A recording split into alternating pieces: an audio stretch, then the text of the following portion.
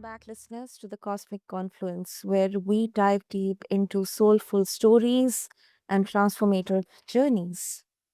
I'm your host, Sana, and today's conversation is both tender and powerful, an offering of hope, healing, and heart. My mission, as many of you know, is to provide hope to those who are navigating grief. And through this podcast, I bring up incredible conversations with incredible guests out there, share their stories. And one such beautiful conversation is lined up today for all of you listeners. So today's guest is Angela Clement, and she is providing hope to all the people out there who are navigating through grief. After the loss of her husband in 2021, Angela found herself on a path she never expected, one filled with sorrow, yes, but also spiritual awakening, resilience, and deep inner work.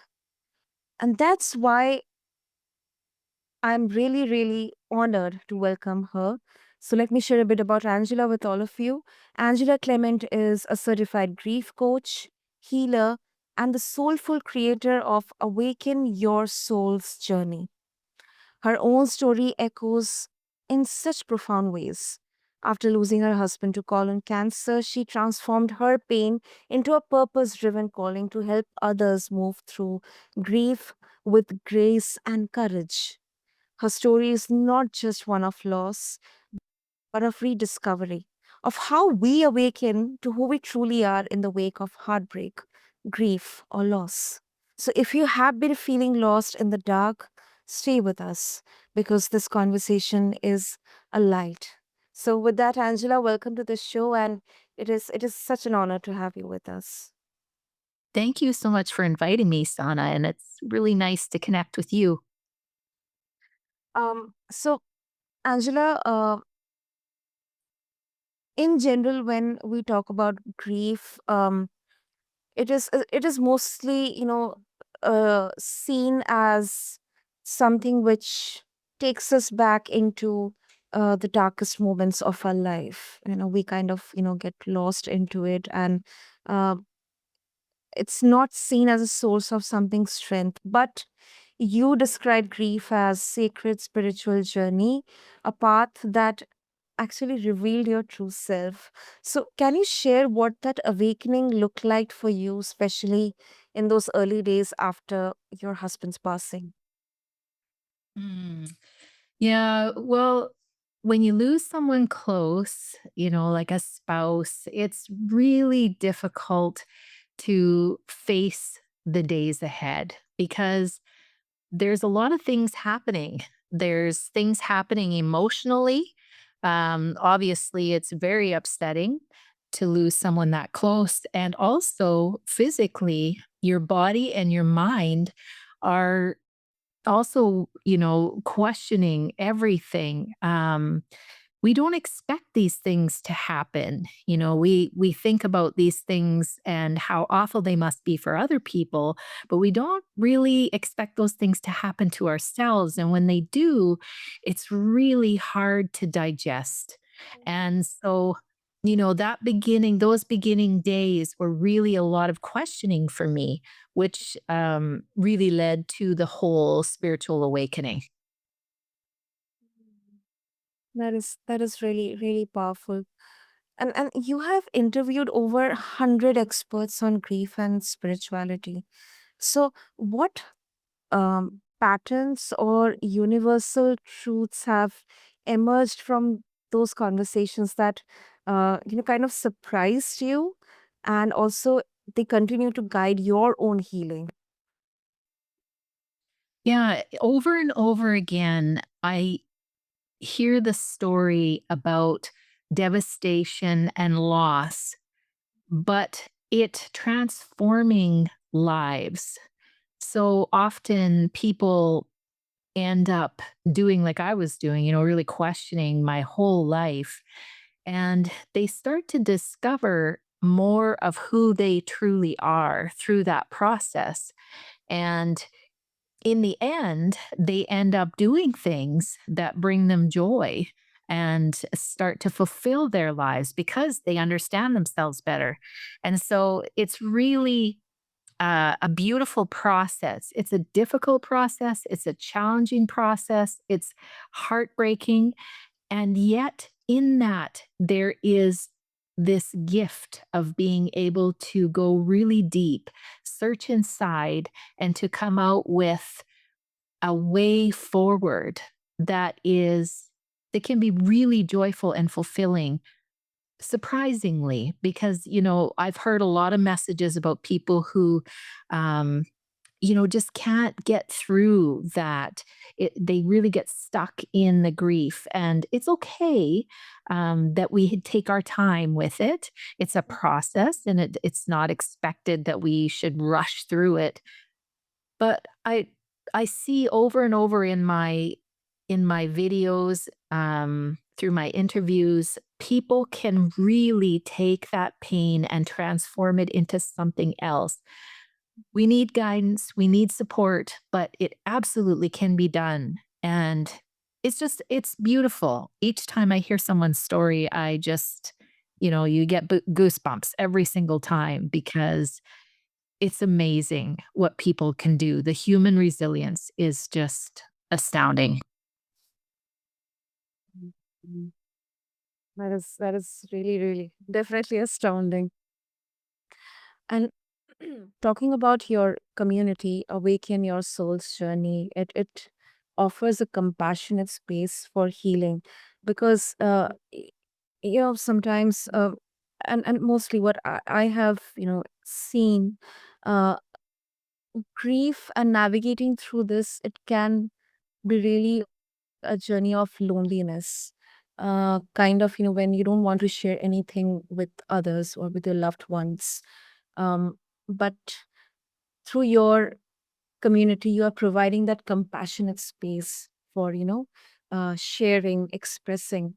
I think that's really, really powerful. So, what do you believe people need most in their first year of grief? And how do you support that need? Well, one of the things that I really found helped me in my grief was just for people to acknowledge the pain that I was in, because it seems like when you're going through it, that no one understands. And in essence, no one does understand because no one will truly understand the relationship you had with that particular person. Yet, there is something about people standing with you and being able to acknowledge you in your pain and to be able to give you comfort and hope and inspiration through that journey that really makes a huge difference.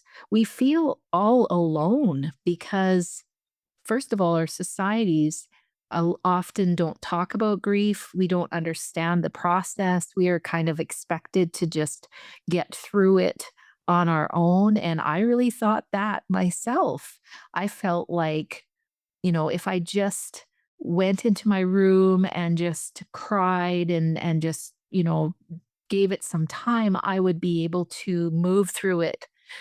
But I realized after a couple of months that things were not getting better, they were getting worse. And so I was forced to reach out.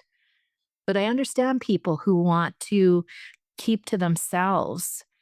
There has to be a balance between having your alone time and your time to process the emotions that are coming through, and also time with others that understand you, that know your journey. And sometimes we don't have that immediate support with us. Sometimes our best friends don't know how to work with us, or our family sometimes are not real supportive because they can't be. And it's not their fault. It's just that is the way it is. And so when you step into a community that's been through it, that understands it, that can see your journey and maybe not know exactly what been through, but understand the emotions that are coming up and the processes, that can make a huge difference for you in your healing. Hmm. That's such a great answer. Such a great answer. That's really, really very practical outlook on this. And you have said that grief is perfectly designed to awaken us, and that's a really powerful and different reframe. So how can listeners begin to trust their own grief journey as a path to spiritual growth rather than something to fix or just let it go or move on? Mm. Yeah, I believe that reframing grief as a process to help you through that loss is really helpful because we often look at grief as something we don't want, something we want to avoid, but that process of grief and the way I'm understanding it now is with us for that very purpose. And even though those emotions that come up with the process are really strong and often hard for us to feel, the process is really there to help us through that. And so when I talk about it being perfectly designed or uniquely designed for our own healing, our spirit, our soul, our body, it knows what to do to heal. And as long as we can allow the things that are coming up at the time that they're coming up to take place, to feel the sadness, the jealousy, the anger, the guilt, the shame, all the things that are coming up, it's all okay. And once we find a way to do that, and I can show people how to do that, there's lots of ways to approach it. But basically, each time you have a grief trigger, or we sometimes call them grief bombs, they're moments in time that are helping you understand what you need to heal next on this journey. They have real messages for you.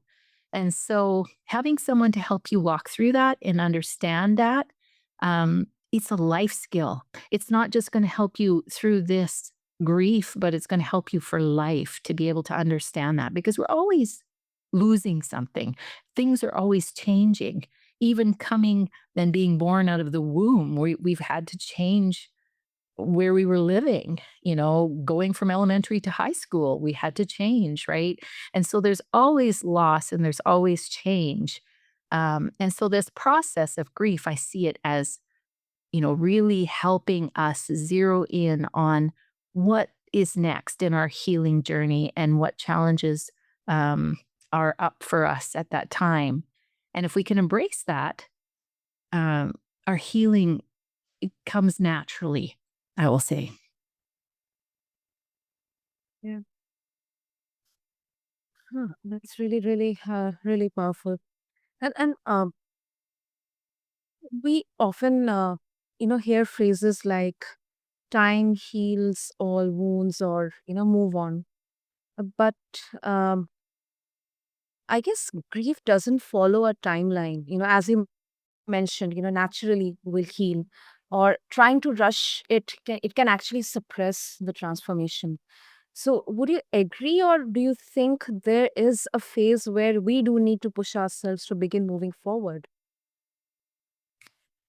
Yeah, sitting back and waiting for the pain to go away really doesn't work. Um, and getting busy, like we will often get busy and go to work and maybe find things for ourselves to do. Maybe we'll start watching more TV or start scrolling through our phones or drinking alcohol or gambling. There's all kinds of ways of numbing that pain that's coming up through the process. And if we do that, it just delays things. It doesn't actually get to the root of what's coming up for us to heal. And so it lingers. And and so that's why, I encourage people to really find someone to help them embrace those emotions that are coming up and to really heal and not to feel guilty about it. Because lots of people will say, well, I need to be strong for the kids, or I need to, certainly we need to often keep our jobs because we need that financial stability. But actually taking some space in your day and making sure that you're addressing those emotions is really important for moving forward in grief. Makes sense. Makes sense. And and some spiritual teachings, they say grief is a gift. It's a teacher of the soul. I completely connect with that, but because initially I really struggled with this concept because it can be such an excruciating pain. So how do we reconcile that belief with the raw reality of pain? I think I mean I mean to ask that, can something be both sacred and excruciating at the same time, or we have to identify that? Yes, it is a sacred process, and it is not an easy process. It's absolutely I've never felt anything so excruciatingly painful as losing my husband. And I will say that I hope I never experience anything like that again. And I think about people who have lost children and how awful that must be. And so it's not it's not an easy process. We didn't come to this earth to, um, just experience joy. We came to experience all of the range of emotions. And so it is difficult. But part of it is that we push those emotions away. And when we resist them, when we resist the sadness and resist the anger, and it's very natural to do that. I mean, it doesn't feel good. And so, I understand it, that it's part of what I went through. But we learn to embrace that, embrace those emotions. And when we can feel into them, we feel them deeply. And we also feel joy deeply. And so it's like broadening the emotions and um the aspect of life, becomes more vibrant and alive through this process. But yes, I get, I can't explain how difficult it was to move through this. And so, without the support of my grief coach and, other people around me, I don't know if I would have fared so well. It's not something that is easy, and you want to have support going through it. Wow. Lovely, lovely, Angela. So before we wrap up, um, are there any rituals or exercises which have helped you reconnect with purpose and joy you would like to share with our listeners, especially those who are going through this phase and they are not able to figure out how to navigate through this? You know, some of the one of the things that I really like to recommend to people is Donna Eden's daily energy routine. You can look that up on YouTube. Eden Energy Medicine is the program, and she offers a lot of free YouTube videos, and they are very simple exercises that you can do. And I use the daily energy routine um, right through the time when my husband was sick and beyond. I still use it. And what it does is it helps to re regulate your energy system so the energy is flowing again. Because what we tend to do is when we get overwhelmed, is we kind of um, tense up and pull in. And this helps to open us back up again and get the energy flowing again so that we can breathe again and we can just feel more in control. And because it's so easy to do, you can do it several times a day. And I know a lot of people have found this really helpful. And so, Donna Eden's A Daily Energy Routine. Mhm. Wow. Thank you for sharing that, Angela. And of course, if our listeners would like to connect with you, explore more about Awaken Your Soul's Journey, and also your book, Awakening Through Grief, how they can do that.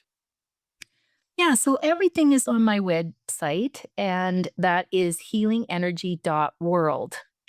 And on there, I have a place where you can sign up for my support group. It's free. It's an amazing group. It's been running now for over 2 years, and we've got such a strong core base of individuals in there that can be really helpful.